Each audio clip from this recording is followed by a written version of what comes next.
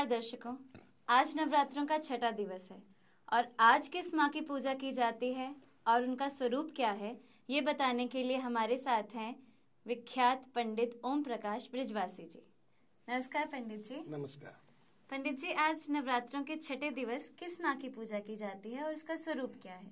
दर्शकों, नवरात्र के छठे दिन माँ कात्यायनी की पूजा की जाती है। इसका एक बहुत पुराना इतिहास है कि कत नाम के एक महर्षि हुए थे। उनके एक पुत्र हुए थे, उनका नाम था कात्य। उनके वंश में एक कात्यायनिक नामक ऋषि हुए।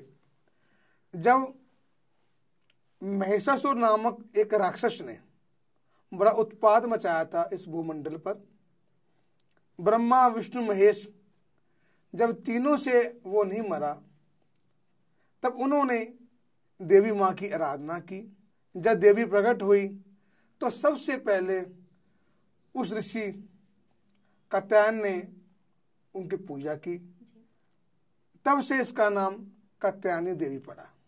एक पुरानी घटना के मुताबिक जब ब्रजमंडल में, वृंदावन में गोपिकाओं ने भी भगवान कृष्ण को पाने के लिए इसी देवी की आराधना यमुना जी के किनारे पर की थी।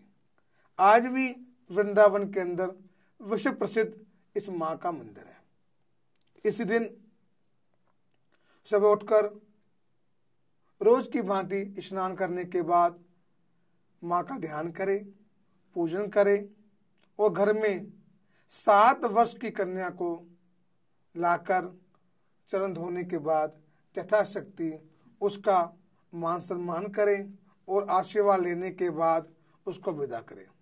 इस माँ की पूजा करने से जितने भी मन की इच्छाएं हैं, मन, कर्म, वचन, धर्म, अर्थ, काम, मोक्ष, जो कुछ भी मनुष्य चाहता है उसको प्राप्त होगा। पंडित जी, कालसर्प दोष और मांगलिक दोष क्या होता है? जन्म कुंडली में राहु और केतु के बीच में सारे ग्रह आ जाते हैं, उसको कालसर्प दोष कहते हैं। अगर पहले, चौथे, 7वें, 8वें और 12वें घर में मंगल हो तो उसको मांगलिक दोष कहते हैं। कालसर्प दोष निवारण के लिए मनुष्य को चाहिए, प्राणी को चाहिए कि या तो वह भगवान शंकर की पूजा करे या भगवान कृष्ण की पूजा करे। इसके अलावा संक्रांति के दिन कांसे के एक बर्तन में देसी घी का हलवा बनाकर उसको बीच में उंगली से काट दे, उसमें देसी घी भरे और एक सांप सापिन को दान देने के बाद उस कालसर्प दोष की निवारण हो जाता है, तंग कम करता है। इसके अलावा अगर ये ना कर सके तो एक मोर पंख अपने पर्स में रखे, अपने साथ रखे। जब भी कभी उस खाली समय हो, उसका मन करे, उस मोर पंख को निकाला, अपने शरीर पर ऐसे 4-5 बार घुमाकर वापस अपने पर्स में उसी स्थान पर रख दें। ऐसा बार बार करने से तो कालसर्प दोष का निवारण हो जाता है। ज़्यादातर ये विवाह के समय ज़्यादातर इसकी परेशानी आती है। तो शास्त्रों के मुताबिक ऐसा बतलाया गया है कि जैसे जैसे व्यक्ति की उम्र बढ़ती है तो उस जो मांगलिक दोष का जो असर कम होना शुरू हो जाता है। लगभग 27-28 साल के बाद इसका जो दोष है वो बहुत ही कम हो जाता है। शादी के वक्त अगर शादी करनी बहुत जरूरी हो तो पहले ये चाहिए कि मांगलिक लड़की ही चाहिए। अगर ना मिल सके तो उस व्यक्ति या युवती का विवाह घड़े या बीरी के साथ करना चाहिए। ऐसा करने से मांगलिक दोष जो वो नष्ट हो जाता है।